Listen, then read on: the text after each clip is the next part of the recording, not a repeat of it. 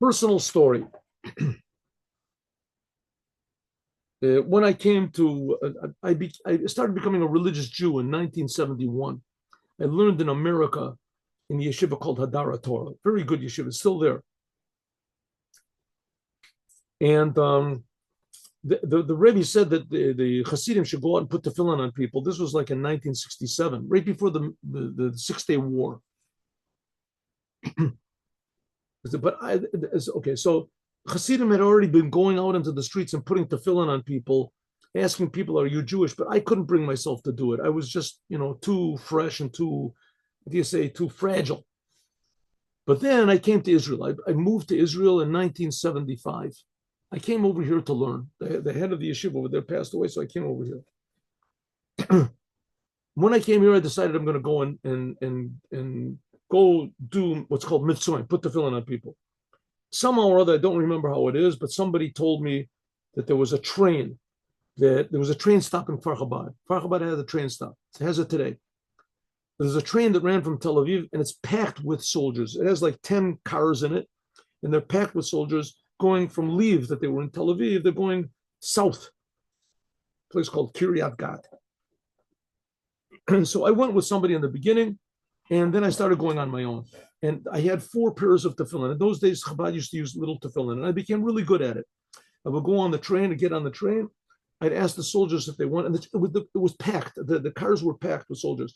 I'd ask soldiers if they wanted to put on tefillin, and they would say no, they don't want to. And then one person would say yes, and after that, everyone would start saying yes. Even the people that said no, they would say yes. That's what I did. In order to do this, I had to wake up early in the morning. I had to pray early in the morning. And in order to do that, I used to pray alone. I didn't want to wait for a minyan or anything. And then Sunday, the train arrived in Kfar Chabad. It made it stop in Kfar Chabad at like 7:15. So I had to really pray quickly, and so I found a room downstairs in the yeshiva where I would pray every morning. Anyway, so one morning, so I'm praying, and I'm praying. I'm in a hurry, and all of a sudden I see on the door there is standing Rabbi Mendel Futafas. I think I showed you the picture of Rabbi Futafas. Says this. How do we do it? Rabbi Mendel Futafas. It's got glass here, so it covers over. Anyway, that's what Mendel Futafas. So he was standing in the door, and he said in Hebrew, "Ma ata osa, what are you doing?" So I said, "I'm doing Mivtzoim." So he said, "I want to come." So I figured one day he wants to come. So he said, "You just run, don't look back." So I ran there, and I realized he wants to come right now. So I kept looking back, and he said, "Don't look back, don't look back." So I made it to the train, and he also made it to the train. He had problems with his legs also. Those days he must have been like 60 years old, something like that. Anyways, he had a little bit of trouble running. He got there, he was huffing and puffing, and he said, "Give me 1 pair of tefillin," and I went, and you go in, so I'll catch my breath. So I went in, and I asked the first person if he wanted to put on tefillin, and the first person said, "No, doesn't want to." I asked the second person sitting next to him, in those days it was sort of like a bench. It was a leather bench. It was on the left side. On the right side was a place for one person to sit. And the soldiers packed in, there was. So I asked the first guy on the bench. He didn't want to. I asked the person sitting to my right. He didn't want to. The one on the bench didn't want to. Second person asked him if he wants to. The guy goes, "The Israelis know how to do it," which means no, I don't want.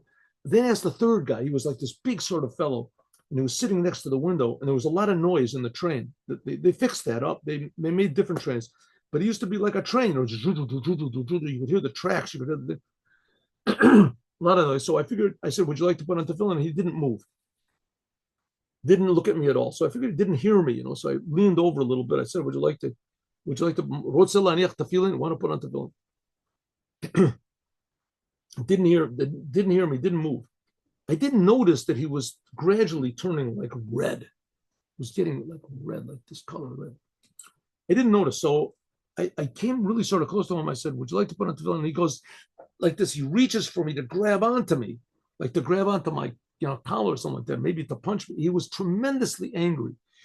"Get away from me. I hate you religious people. You religious people are disgusting. You're a bunch of parasites." And he started just really, really going at it, really cursing. So what could I do?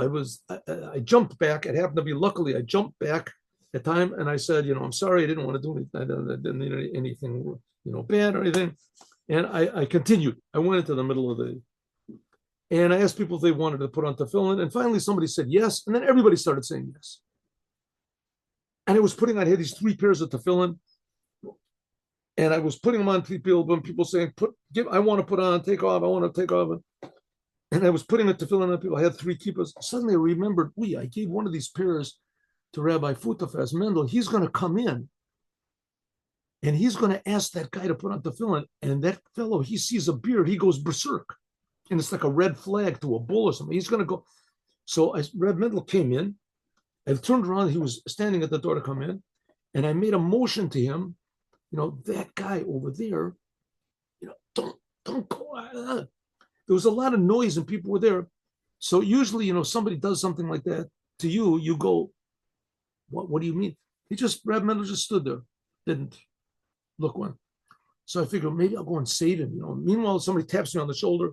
Rebbe, take off my tefillin, put on my tefillin. I hear behind me the second guy going, I figured he's getting close. I figured maybe I'll go and help him. If somebody says, Rebbe, take off my tefillin, another person says, I have 3 tefillin going on. All of a sudden I hear Rabbi Mendel's voice. He had a high sort of a voice. And he said, Ani ohev oscha. Ata ach sheli. I love you. You are my brother. I love you. You are my brother. No, I turned around and I looked, and here's this guy, this big guy, and he's sitting there, and Reb Mendel had put a little white kippah on his head, and he was grabbing his hand, putting tefillin on his arm. And this man was standing there like that, putting it on. So I figured, okay, somebody said to me, hey, Rebbe, I want to put on tefillin. I take off my tefillin. I put on. I did it. I turned around and I looked, and there I saw Rabbi Mendel standing, looking over this fellow with this big smile on his face. And the man was standing, he had his kippah on his head. This big guy, he had a little Shema Yisrael and tefillin on his arm, and he was reading, Shema Yisrael. I saw that Rabbi Mendel, Futafas, he conquered him with love. He revealed inside of him the true essence of what a Jew is, that every Jew wants to do commandments. And it doesn't make any sense. Doesn't make any sense. 1 second ago, he had 1,000 reasons to hate the religious Jews. And all of a sudden, he had like no reason to put on tefillin, but he did. Why did he do it? Because every Jew internally really, really wants to do what God wants. He's not thinking about heaven, not thinking about hell, not the religion, not about his friends. Doesn't think about peer pressure or what everybody's going to say or anything. He didn't think about the past. He didn't think about the future. He just thought about the truth. And Reb Mendel revealed this with love. Have a good day with Mashiach. Now, God willing, see you all tomorrow.